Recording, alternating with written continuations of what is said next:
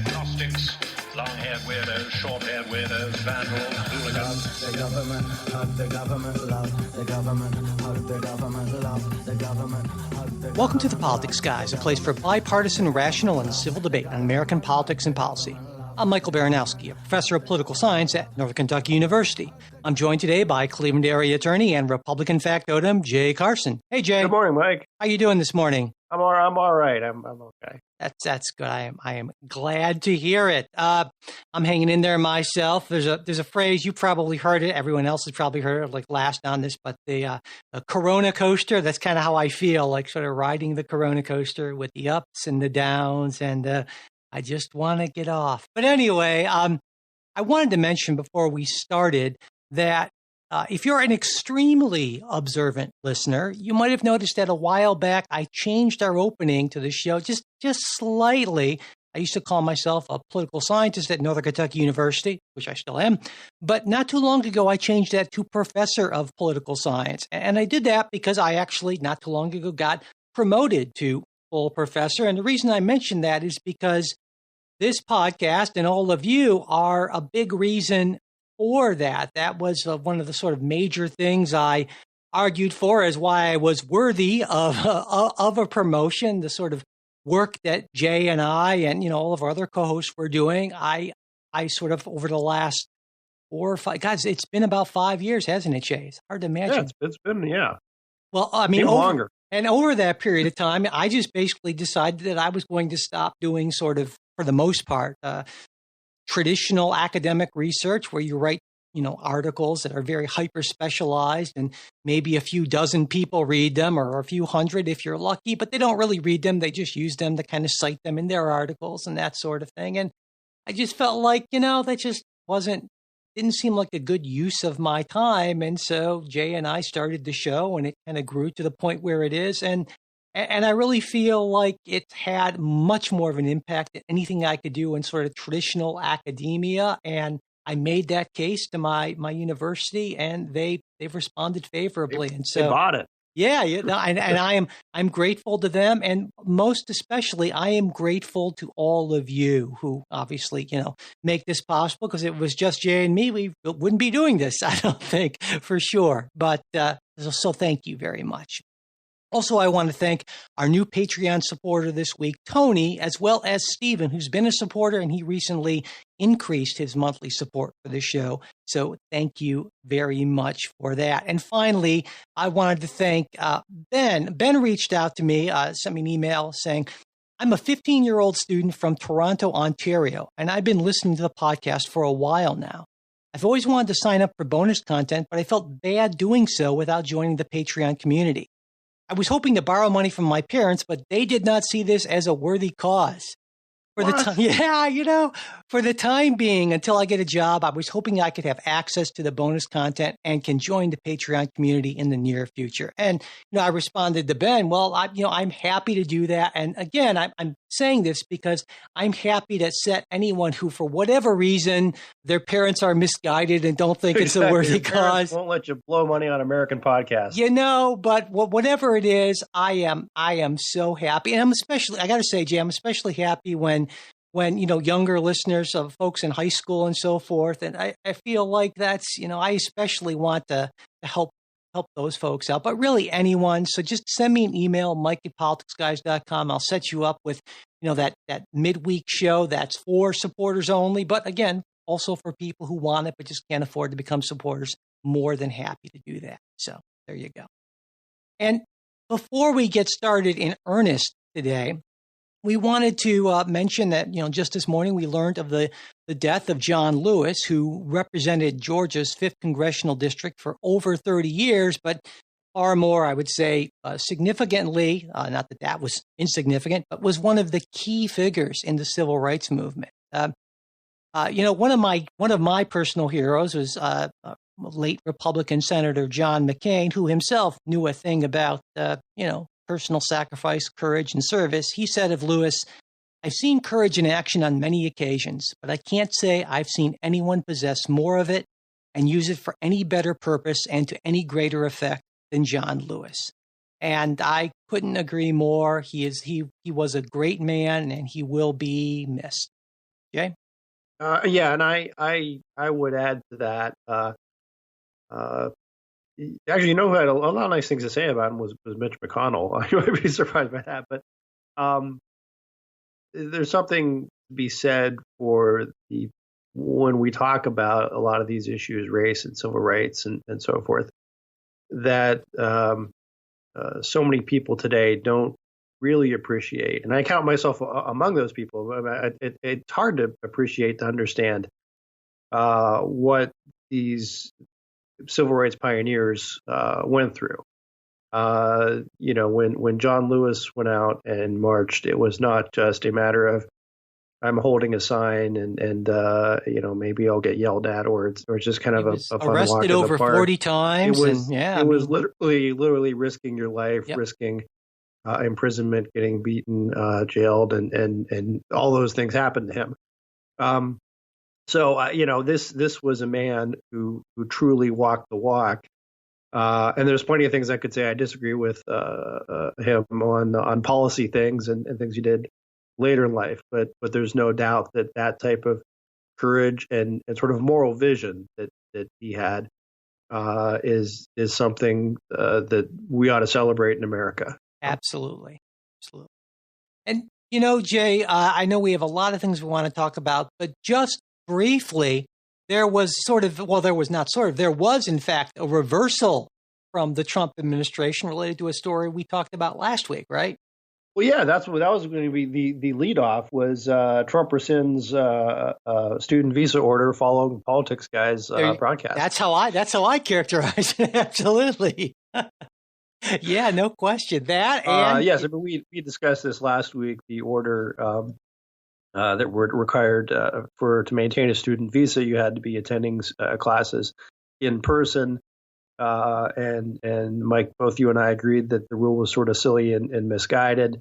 And someone in the Trump administration, obviously a listener, felt the same way, and they rescinded it early last week. Yeah, and from what I understand, though, the last I heard, the judge, because Harvard and MIT and a bunch of other universities, right, there was part of a settlement, essentially. Well, from what I understand is that the judge, I don't call it a settlement if you just fold the table and go home, but right.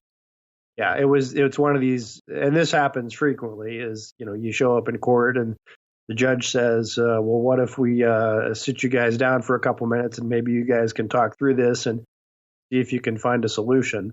And that seems to be what happened at that point. They just the government thought better of it, for a couple reasons. I mean, one, risk a potential bad precedent. Not that this would have carried a whole lot of precedential value, but I think it just they realized this wasn't a hill worth fighting on. Yeah, and from what I heard, and this was a few days ago. I don't know if it's changed. The judge in the case says that she intends to not to keep the case open, which would mean that the administration, if they were to kind of throw in any changes there, would have to, I guess, sort of quickly defend them. It would be sort of teed up for action. I don't know if that's changed at all, but that was the last that I heard about that. But right. In any case, it's a little troubling, but in any case, we can agree that this is sort of the outcome that we wanted.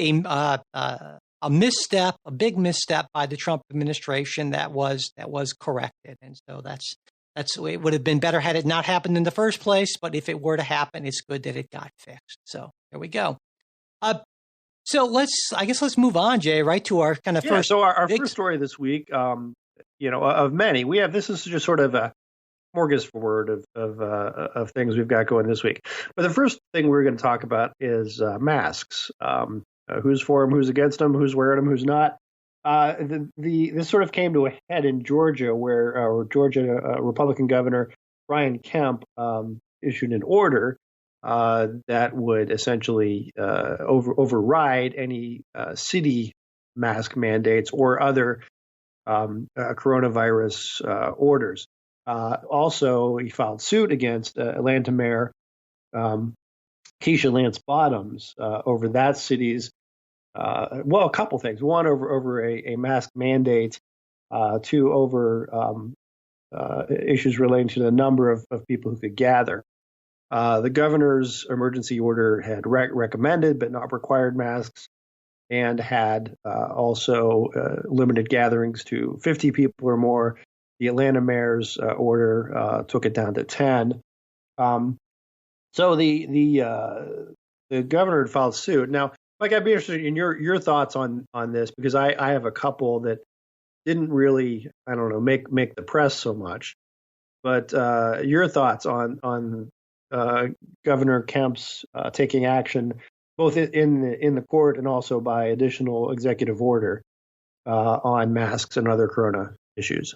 Well, I know that Governor Kemp certainly has been in the forefront of wanting to open things up and so forth, even getting ahead of President Trump on occasion, which is really saying something. But I got to say, I'm hugely puzzled by this when I look at, for instance, current hospitalization data in Georgia, which I think is maybe a better metric than new cases, as you've argued in the past. Yeah. And it looks like the world's scariest ski slope for the last couple of weeks. And so in the face of that, we see this very counterintuitive order, and then the counterintuitive reasoning from Governor Kemp saying that this lawsuit is on behalf of the Atlanta business owners and their hardworking employees who are struggling to survive during these difficult times. It's obviously a direct quote. And I thought, well, wait a second. I'm pretty sure that actually the best way to keep things under control is for everyone to wear masks. And so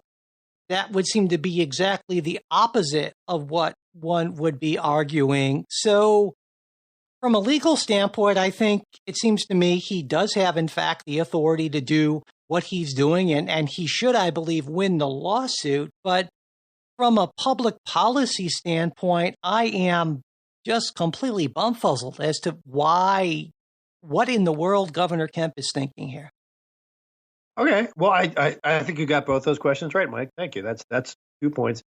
No, I would agree with you that because I was a little puzzled by this myself. The way it was so often reported was Governor Kemp doesn't like wearing masks, so he's essentially trying to overrule any city's attempt to do that. So I actually looked at the suit and what was in it and what was alleged, and it comes down to, I think there's a fundamental issue of who's in charge here, right? Of who can issue these orders, and can a city issue its own order that contradicts, contravenes, or is somehow inconsistent with the governor's order. As I understand, under Georgia's constitution, a city cannot do that. They are sort of they're sort of subdivisions, political subdivisions of the state. They would not have the authority to act in contravention of the governor's order. So I think there's a little bit of,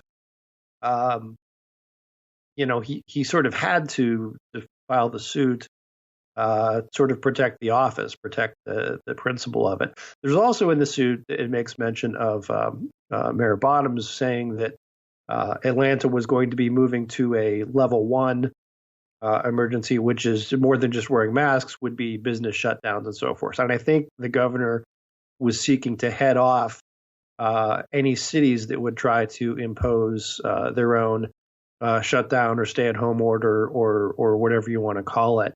So in that context, I think it makes a lot of sense. In the general public policy context, I think you're right. I think most people would say masks seem to be a minimally intrusive way to stop the spread, and are comfortable with that regime. And it's sort of if wearing masks can prevent a further spread, which would necessitate another lockdown, that's all a good thing. In some ways, I think the governor may be partially wrong on policy, but I think he's right on the law, and I think he's right on the idea of listen, right or wrong, the authority to issue these orders lies with the state government and not with individual cities, at least as I understand it under the Georgia Constitution. And I think that's probably consistent with most state constitutions. Yeah. And of course, he wouldn't have had to file a lawsuit against Atlanta if he hadn't issued that order in the first place that said that, cities and municipalities aren't able to, impose their own mask regulations, which again, even from sort of yes. Yeah, true. But that was in his initial order. Well, the way he had first order said masks are recommended, but not required. And he could have left it at that. Atlanta said they're required, and then he said, "Well, no, they're not," and that's then when. Right, he could have left it at that, like a lot of states. Well, some states have done, saying that we're going to let local governments, they're closest to the people. They have the most kind of ears to the ground, so to speak, and so we are not going to issue a statewide mandate, which I disagree with. But in any case, saying that if a locality feels it's in the best interest of the health and safety of the people, there we go. That's sort of federalism. Sure, he could have authorized cities to make their own rules. He chose not to do that. It seems like disastrously bad public policy, especially this is the same week when director of the CDC says, hey, 1 or 2 months of universal masking in this country would basically just crush COVID. And that's when I think about the impact in terms of human lives, human health, and the economic impact, and the idea that a governor is decided to pick this time to fight a battle to go the other way, it just I'm totally perplexed.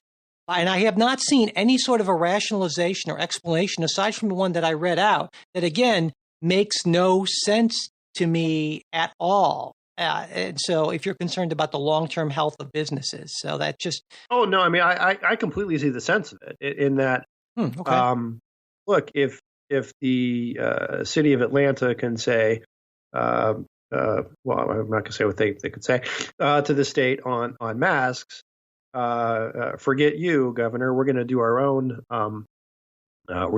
thing, regardless of what your order says. The city of Atlanta could it also, as the mayor indicated that she was planning on doing, ratchet up other things, which would include business closures. Yeah, so but that's a different story. I think that's a logically fallacious slippery slope argument. But the idea would be, look, it's better to get this to court and raise the issue now, as opposed to in a situation where you are talking about preliminary injunctions and shutting down businesses. According to the suits, after the mayor said she's going to do this shutdown, some businesses did, in fact, voluntarily shut down.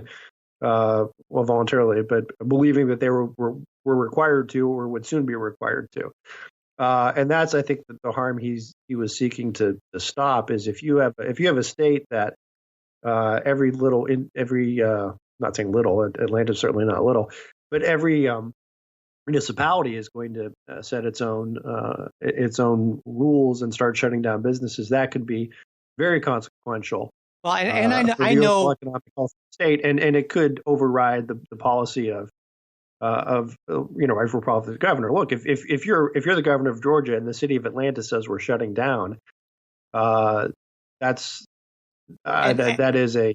And I know what you're doing here. You're trying to find a rationalization for a bad policy, and it's a stretch, and that's why it just is not. No, let me finish. And so, because the fact of the matter is he could have dealt with that in his order by saying that cities are able to impose mask requirements, but they are not able to override my rules on business closures. That wasn't what was done in the order, and so there's just no way around it, Jay. That he could have allowed states. He could have allowed cities inconsistent with the order, and he could have made an exception for masks. He chose not to do that, so he could have stopped that. He could have made that clear. It's just I get it. You're trying to defend the indefensible, and it's of course you're going to have a rough job of it. So. Oh dear. What do you mean, oh dear? Take a look at this. Take a look. I read the order. I read the order. I know you read the order, but you need to read the lawsuits and. But it goes back to the order because the lawsuit wouldn't have happened without the order. Because the lawsuit wouldn't have happened without the Atlanta mayor's order. No. Because the governor's order forbade municipalities from issuing rules in contravention of what was in that order. which Right. Atlanta did. But if it had, if that original order had said municipalities can set their own mask regulations, but they can't do anything else or can't do X, Y, and Z, it would have addressed all the concerns you have about Atlanta shutting down without having this effect of, on the mask situation. So it was at best the most charitable reading. It was a horribly poorly written order. That's the most charitable I can be toward. All right. So I guess I'll leave it at that. But to me, the larger thing is who is in charge here? Is it the state or is it these cities? A real time to get into a pissing match here when people are dying. That's wonderful. Well, so yeah. Good call, Governor Kemp. Anyway, more generally speaking, it seems to me that this is just this is once again an example of the fact that, or example points out that, federalism, I think for so many reasons is great and wonderful in so many circumstances, but this is not necessarily one of them. It seems to me that there should be national guidelines. And I would think in those national guidelines, they would include a mask mandate for any county, let's say, because I think, that's how we do it. That's how it's been in Ohio and a lot of other places, right, saying that states can differ. But any county where, say, the average number of new cases or hospitalizations or positive test percentage, there are different ways to look at the metrics, where it exceeds a certain level for a period of time, then there's a mandate and it remains remains in effect for a certain period of time. Now, it's certainly questionable. I'm not sure what the Constitution. Well, I'm going to get to that. Yeah, that's a great question. It's questionable if the president has the authority to do this. Maybe not.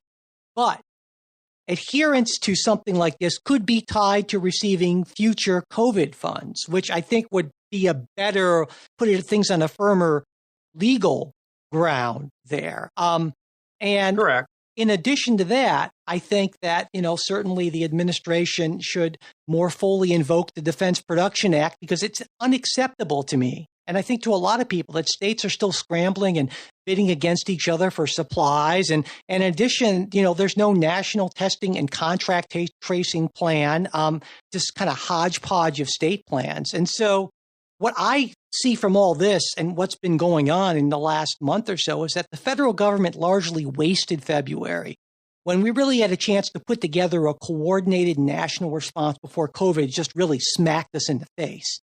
And now it seems clear to me that the federal government not only largely wasted February, but largely wasted May and June, when they had a little bit of a window because of those, pretty widespread stay-at-home orders. And we saw that dip in new cases and deaths. And now we see the hospitalizations, new cases, and even deaths going up. And once again, we are unprepared. This has just been a disastrously bad federal response. So let me ask another question, because this is something that's a little related to this. It's not necessarily, but CDC guidelines, and there has been, obviously the initial CDC recommendations were not to wear a mask. Yep. And now the recommendation is, well, look, if everybody just wears a mask for a couple months, we can knock this out.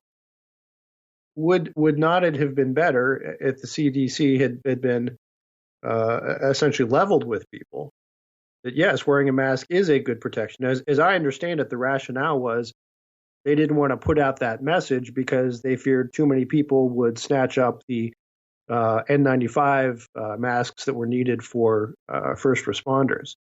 But that to me, I think that's why we have a problem with masks right now. There are a lot of folks on the right, and I think they're incorrect, who sort of say, look, the guidance keeps changing. Why should I listen to the government about wearing a mask now? Well, the guidance doesn't keep changing. The guidance changed once. Didn't really change. It was just the government was sort of not being truthful with you in the first place because they were afraid you might do the wrong thing. The guidance changed once, and as the science made it clear that masks were a very important part of this, that's how the guidance changed. So the argument that the guidance keeps changing is fallacious. There was one change. There was an adjustment based on the science, and once we understood the magnitude of what we were dealing with, the guidance did in fact change. But the idea that it was done because of some attempt to fool people or hoodwink people is just simply, I think that's not supportable at all. No, I think you misunderstand what the point I'm making. Oh, okay. It's not that. Look, the science I think was the same then as it is now. There wasn't as much of it. So, I mean, Right, there but wasn't as the much CDC evidence. made its decision on the basis of we don't want to recommend this because we're afraid too many people will grab the masks. In part, not entirely. Right, but That's important.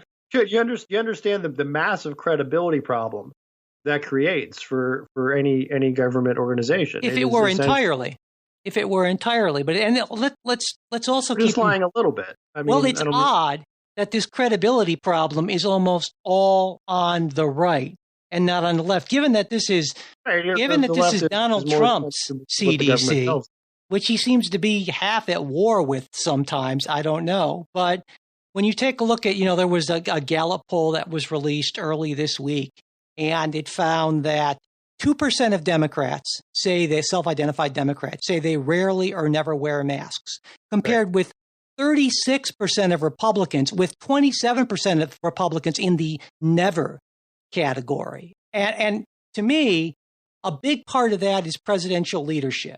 The fact that the president has actively mocked people for wearing masks and has held big events where he didn't ask people to wear masks and basically had a policy of, if you feel like it's good for you, go ahead and do it. But, masks aren't, they're problematic too. This is the sort of, usually, this sort of symbolic leadership doesn't necessarily mean a lot in normal times. Wasn't that the CDC's line though? And it changed when the science changed and when the conditions changed. And I'm pretty sure that the CDC director never, or anyone at the CDC never mocked people for wearing masks. And I'm pretty sure that the president has much more influence over anyone than the CDC director. This has been the greatest failure of presidential leadership in my lifetime, certainly. I would tend to agree. There was actually a comment on our Facebook page, which I think was sort of prescient of if Trump had put on a mask on day one and insisted that everyone wear masks, would those numbers essentially be reversed, right? If Trump says that the sky is blue, well, then obviously it can't be, and we must resist any argument that my point is.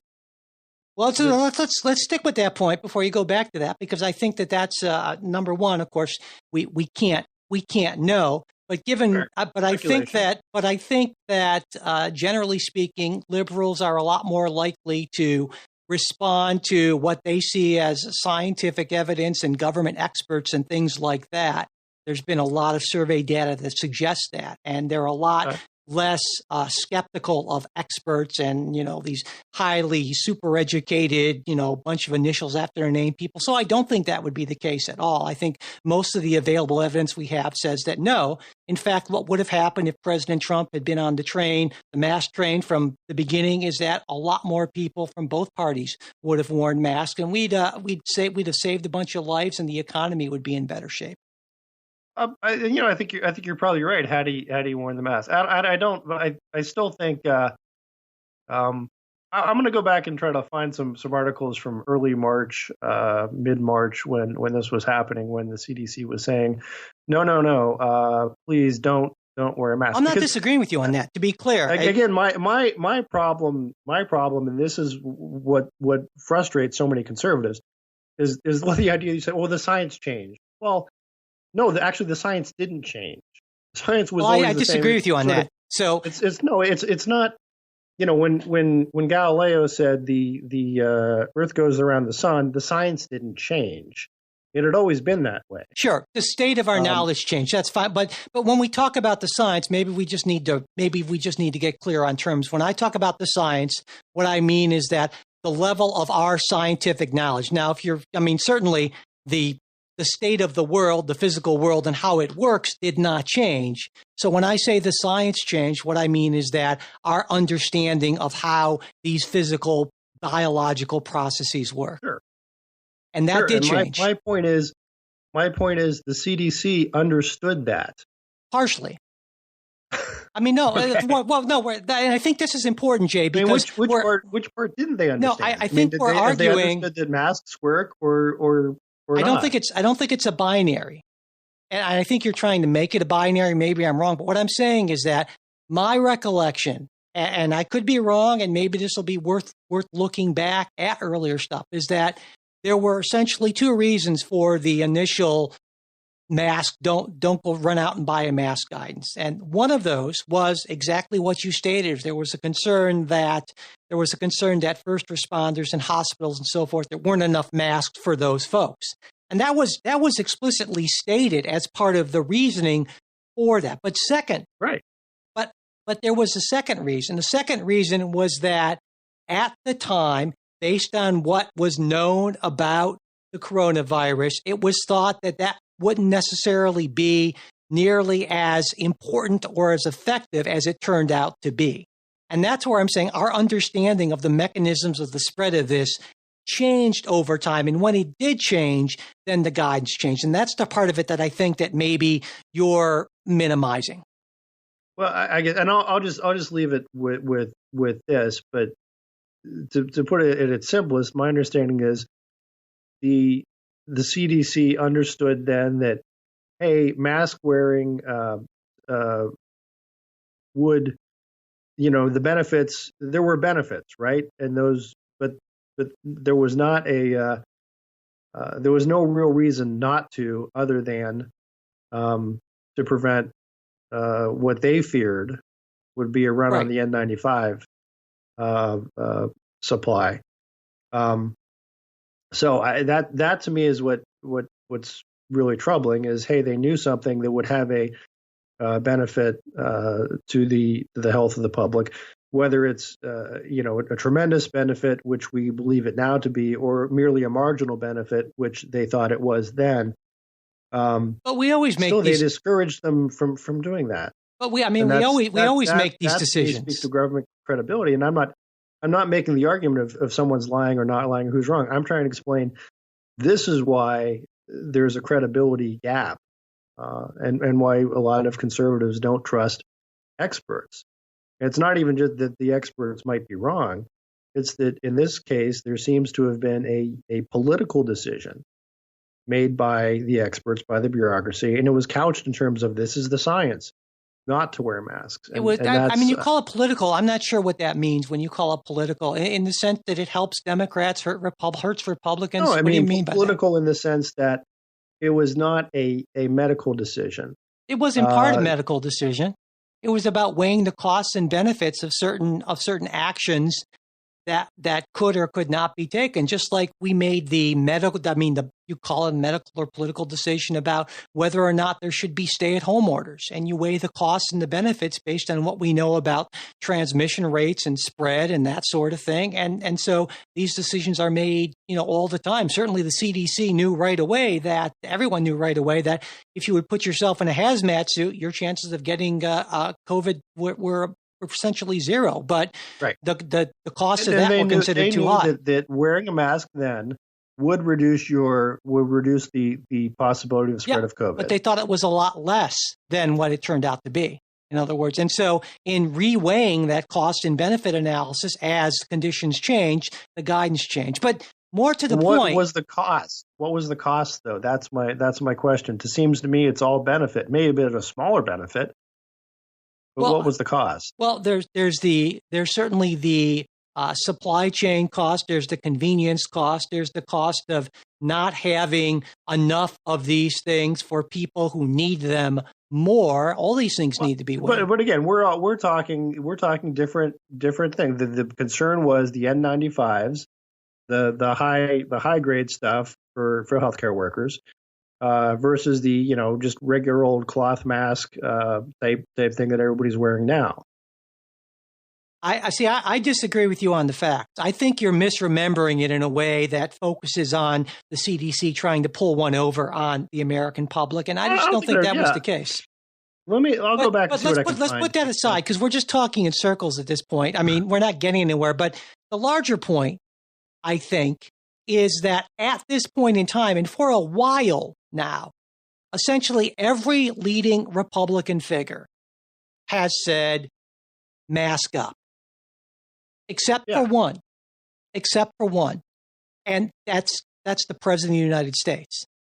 And so in the end, the buck does stop there with the president of the United States. You can talk about the CDC and credibility, but the single best thing that could be done to increase mask wearing, given especially the demographics of it, would be if the president of the United States took the lead on this, and he has chosen not to do that. And that lies squarely at his feet. And I don't see how, Right. He should have ignored the CDC's guidance. Yeah, and put on that's that not what I'm mask saying. immediately. That's not what I'm saying, Jay. No. You know that it's a fact that the president has done those things about masks, even after everyone else was. No, I'm not disputing that. And it seems to me, maybe I'm wrong. I hope I'm wrong, that you're trying to sort of disavow him of responsibility for this. No, I'm a little bit. I mean, because again, I don't think that you seem to think that America sort of follows lockstep and just, hey, what's Trump doing today? I'll do the same thing. No, not America, but certainly the people who are out there. I don't think they're in the majority, even in the Republican Party. Well, they're not. I mean, but there's huge numbers there, and I think those numbers are likely to be numbers that most greatly overlap with Donald Trump's core supporters.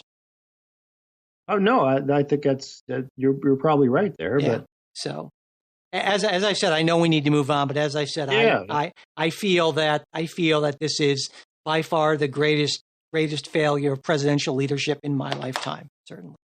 Okay. Moving on, next story is there's the first federal execution since 2003. Daniel Lewis Lee was executed for his role in the murder of a gun store owner and his wife and child. There was a last-minute appeal to the Supreme Court, which rejected it in a 5-4 decision. The appeal went to whether the use of the particular drugs was cruel and unusual punishment. The 5 conservatives, without an opinion, essentially just agreed to the lower court decision that no, this was constitutional. There was the four dissenters. Some dissented on the facts, listen, do we need to dig deeper into this, sort of at the death penalty as applied in this case.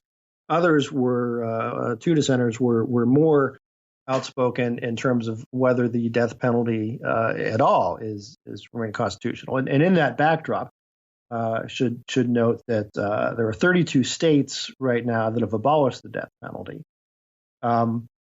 So, Mike, what are your thoughts on this? Because this is an issue that I think my opinion is going to be kind of peculiar, and people might be surprised by it. But where are you on the resumption of federal executions?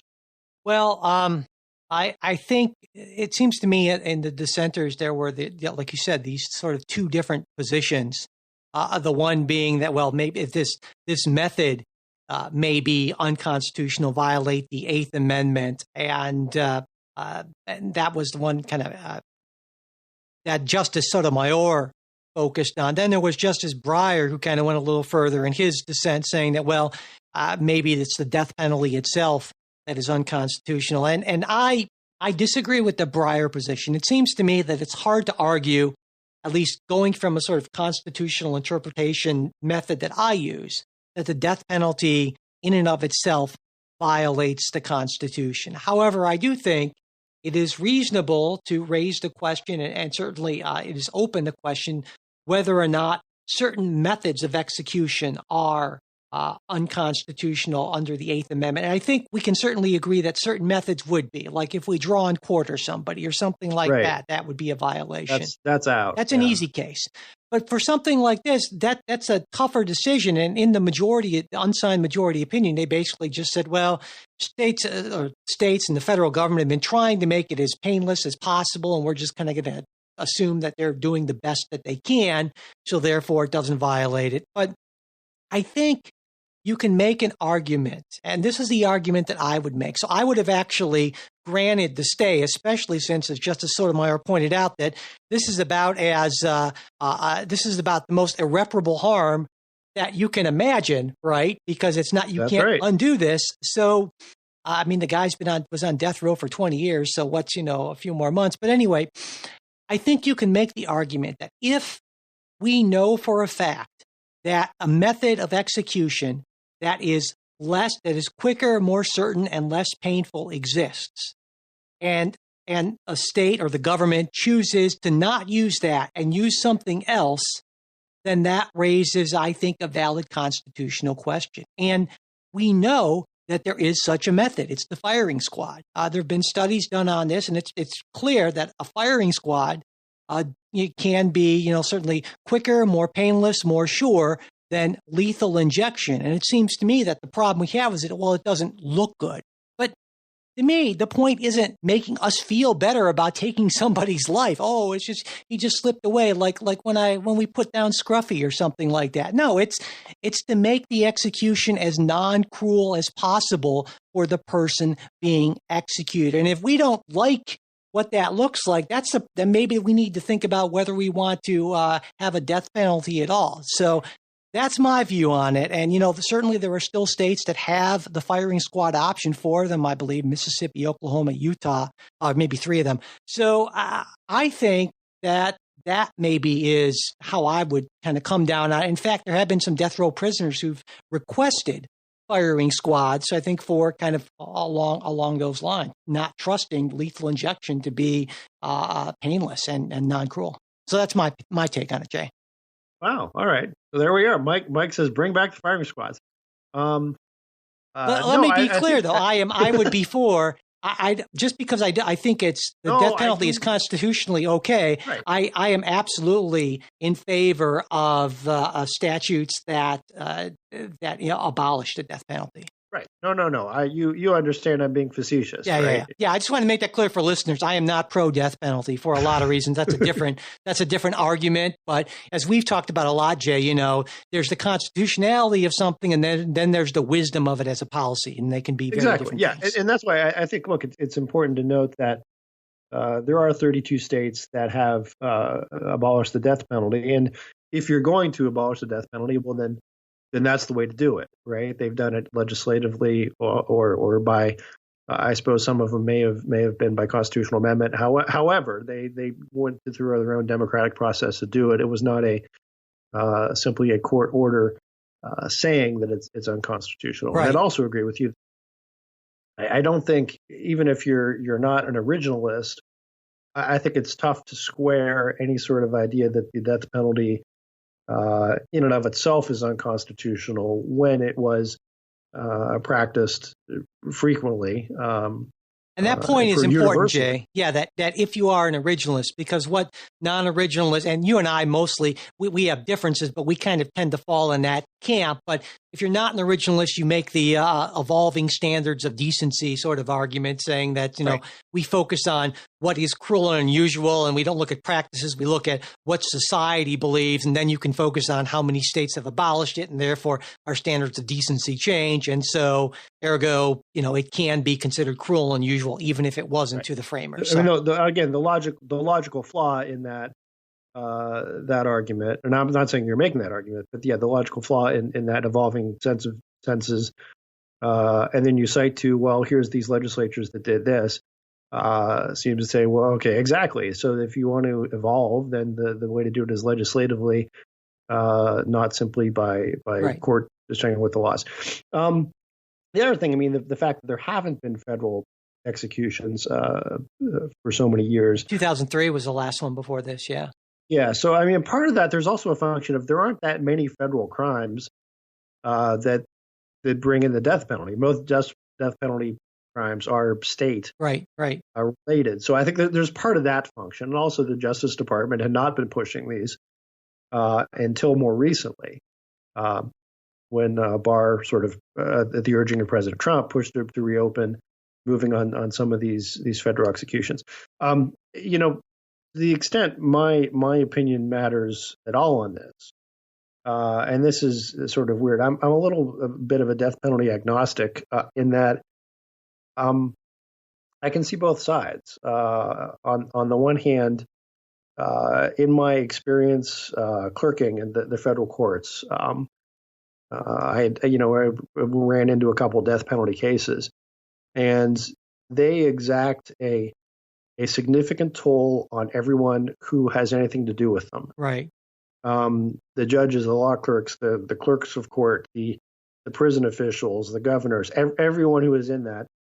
It brings a heavy psychic and emotional toll, and it's not easy. There's also a big, financial and time thing. Yeah. When you have one of these cases that shows up, I mean, it's an incredible amount of resources for the judicial system to expend on these cases, and rightfully so, right? I mean, that's the whole point. Is you have to expend those resources on this kind of case because the result is irreversible.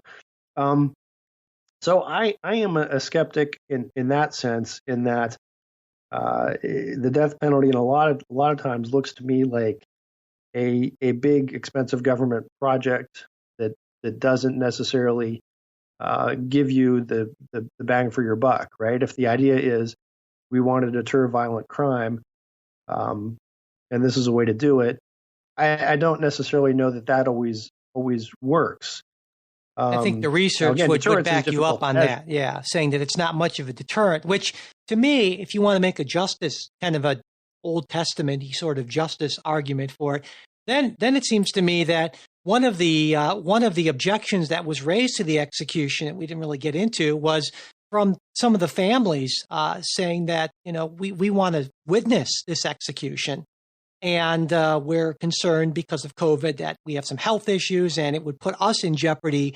And so we're asking for a stay until this is over so that we can witness it. And, that was sort of dismissed almost out of hand by all the justices. But I don't know. I mean, I think comes across as a little disingenuous, a little sort of. What do you mean? Sorry. I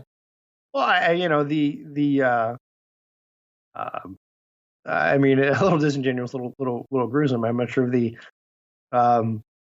if you're the defendants or the convicted killer's attorney, do you argue, hey, look, come on, we have to delay this so these guys can see it? No, this was actually brought by the families of the victims. I understand, but I'm. So I don't know if that's. I mean, if I put myself in that position and I've been waiting for, say, over 20 years, this person murdered my daughter, sister, wife, something like that, and I want to be there and see it. I don't want this to be zoomed or anything like that. I could see where, given the immense psychic toll, that sort of, I don't know, closure or ending or something would be important. And it's already been 20 years.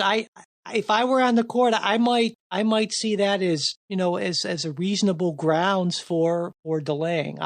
This court didn't, but again, I don't know that that's just a ludicrous kind of claim to make.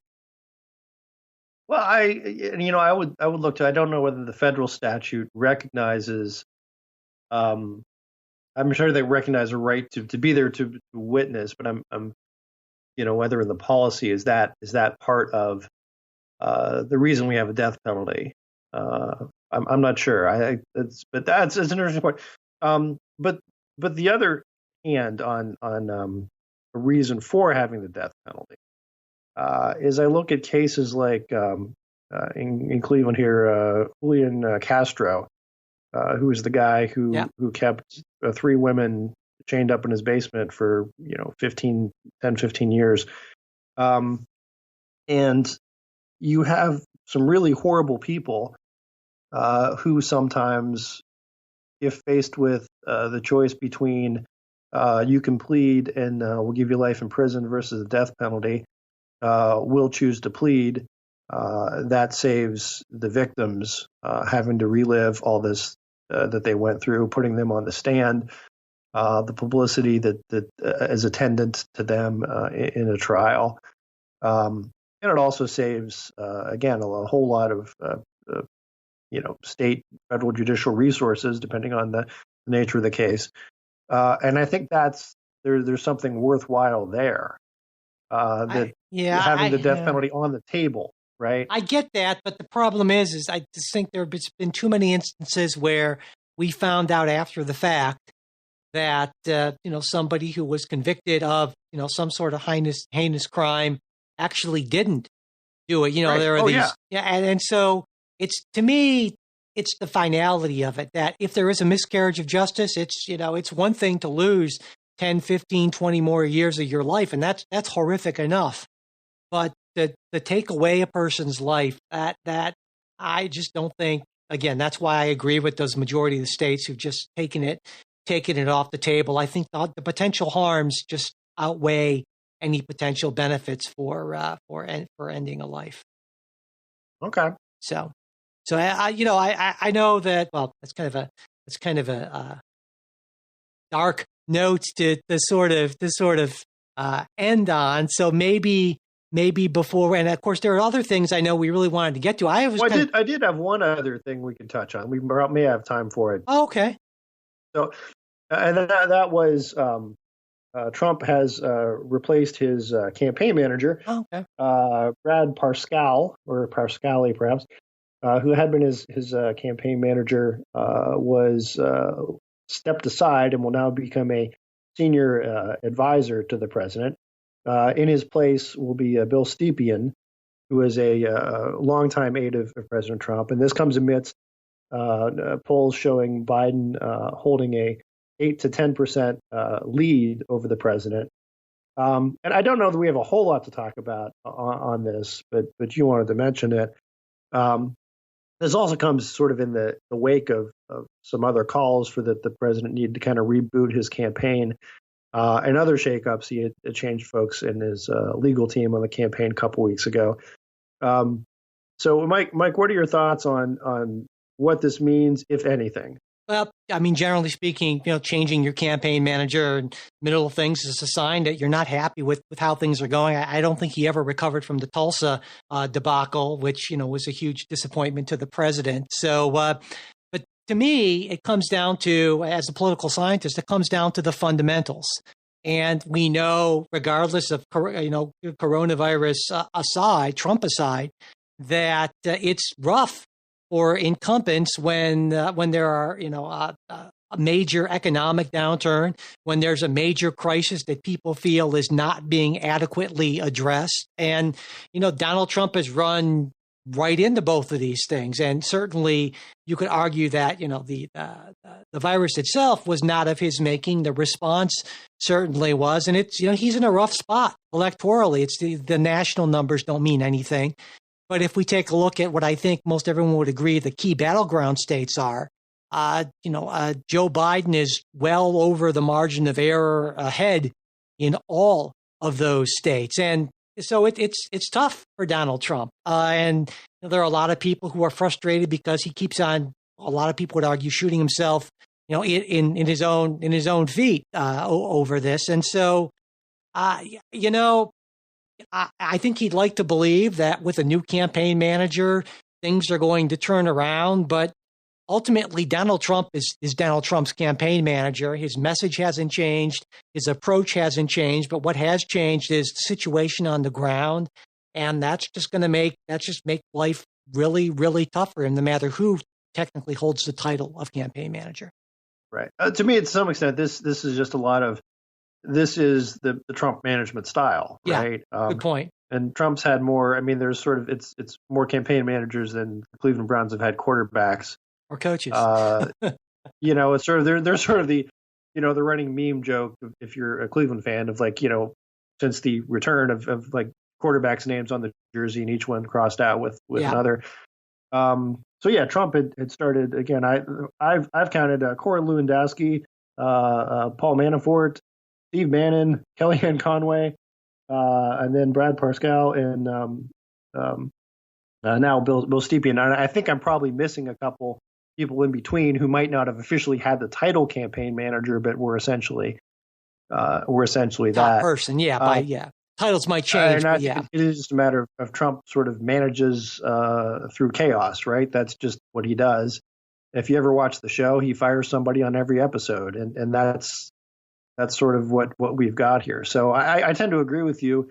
I don't think this makes a big difference because in the end, Trump is kind of his own campaign manager, and he's going to do what he's going to do.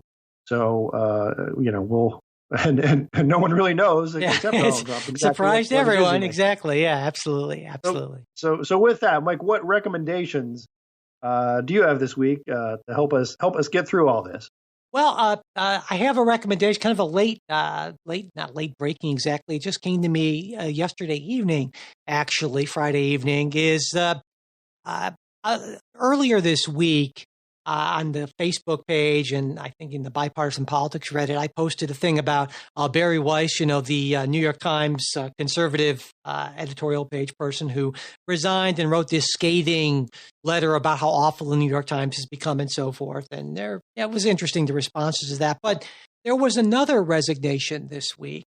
Andrew Sullivan, actually, it sounded like from his letter that he might have actually been sort of not renewed or let go from New York Magazine, where he's had a column for a number of years now. And Andrew Sullivan is sort of an iconoclastic conservative. And I disagree with him on some things. I think he can be overly alarmist, but he's always interesting. And what he had to say was that, he had a good experience in New York Magazine, which is owned by Vox Media, which also owns, of course, Vox, the Ezra Klein, Matt Iglesias website. But he concluded that even though it's been a great time and some of the most read articles from New York Magazine are his articles, he said, a critical mass of the staff and management at New York Magazine and Vox Media no longer want to associate with me. And in a time of ever tightening budgets, I'm a luxury item they don't want to afford. And that made me really sad. And it kind of made me think about, Kevin Williamson was hired for like half a heartbeat at the Atlantic. Exactly. And then it was, we can't have someone like that. And, it seems like we're witnessing the demise of sort of the general interest sort of site where you can just go here and get a variety of voices. And I won't get into Andrew Sullivan's specific claims. Maybe he's right or not. But here's where my recommendation comes in. He's actually restarting his own personal blog thing called The Dish, which he had before he went to New York Magazine. And it's going to be a subscription site, but it's free for a while. I actually subscribe to it because I think he's an important voice, and I believe in supporting voices that, to the extent that I can. But it's free for a while, and so I will put the link up there. Andrew Sullivan is always interesting to read. I think he's often wrong, always interesting, and so that's my recommendation for this week. Okay. With that, I'll tell you, I don't really have anything queued up for a recommendation because it was a little bit of a goofy week for me. So I didn't really have much leisure time to sort of pick something else. But I will come back with something even better next time. Okay, that sounds great. Well, I'm looking forward to it. All right. Well, that winds things up, ends things for today. We do have a bunch of things we want to talk about on our midweek supporter show, like, for instance, the big I actually used the word kerfuffle. Yes, kerfuffle. Oh my gosh, I used bumfuzzled and kerfuffle in the same episode, becoming somebody's grandfather. Anyway, about the COVID data moving from the CDC to HHS. There's a lot of talk about, transparency and politicization, and also the whole issue with Peter Navarro going off on Anthony Fauci and where Donald Trump stands in all this, and Joe Biden released, I think, a pretty interesting climate plan. I have some thoughts on that, and maybe even what I would call the final humiliation of Jeff Sessions, a guy who, as you know, Jay, who I completely disagree with on just about everything, but who I believe is a man of integrity. But that doesn't mean I think, exactly. So I don't know how much of that we'll get to. I think a lot of it, but if you are a supporter, that will be in your feed on Wednesday. If you're not a supporter, just go to patreon.com/politicsguys, sign up. And again, remember, if you can't afford to become a supporter, just email me, mike@politicsguys.com, and I will get you all set up. And, sometimes being a monthly supporter, too much of a commitment. Hey, you could do a one-time thing at PayPal. You can find information about that at our site, politicsguys.com. Also, something that costs you nothing and really matters a lot to us. If you could subscribe to the show, leave ratings and reviews, and especially if you could share your favorite episodes on social media. If you just want to get in touch with us, you have a question, comment, want to suggest a story for either the regular show or the midweek show, it's mail@politicsguys.com. And also make sure you check out, if you want to make sure, this is not a mandate, this is a request like masks. Right. Our Bipartisan Politics subreddit, you'll find the URL in the show notes, and also our Facebook page, facebook.com/politicsguys page. And of course, we are on Twitter @politicsguys. The executive producers of Politics Guys are Bruce Johnson, Wilma Moreno, Andra Masker, Daniel Toe, Chris Wilkerson, and Nathan Sosnowski. Today's show was produced by us, Mike and Jay. We'll be back with a new show next week. We hope to join us.